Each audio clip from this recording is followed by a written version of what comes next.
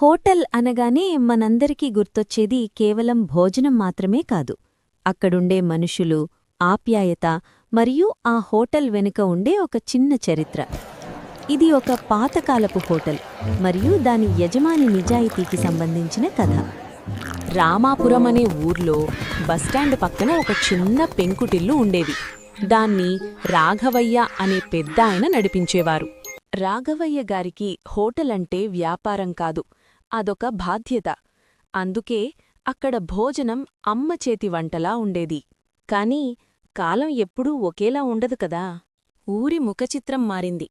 Spicy bytes అంటూ ఒక పెద్ద మల్టీ కుజిన్ రెస్టారెంట్ వెలిసింది. రంగురంగుల లైట్లు, ఏసీ గదులు, పిజ్జాలు, బర్గర్లు.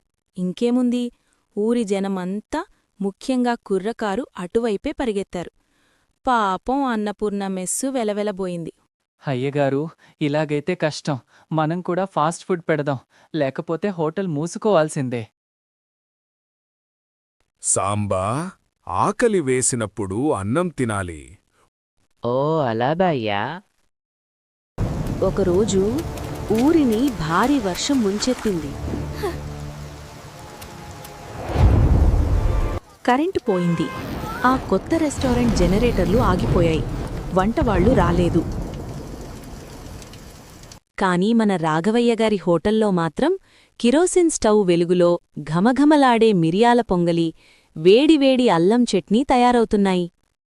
వర్షంలో తడిసి ఆకలితో ఉన్న జనం ఆ సువాసనను పట్టుకుని అన్నపూర్ణ మెస్ వైపు వచ్చారు. ఆ చలిలో అరటి ఆకులో వడ్డించిన ఆ వేడి భోజనం తింటుంటే జనానికి అమృతంలా అనిపించింది. అప్పుడొక కుర్రాడన్నాడు, అబ్బా, ఇన్ని రోజులు ఆ రంగుల కోసం పడి ఈ రుచిని మర్చిపోయాం కదా అని.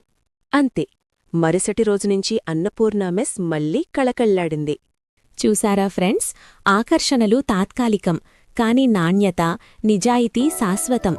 రాఘవయ్య గారిలా మనం నిజాయితీగా ఉంటే విజయం కాస్త ఆలస్యమైనా ఖచ్చితంగా మన తలుపు తడుతుంది. వీడియో మీకు నచ్చినట్లయితే లైక్, షేర్ అండ్ సబ్స్క్రైబ్ చేసుకోండి.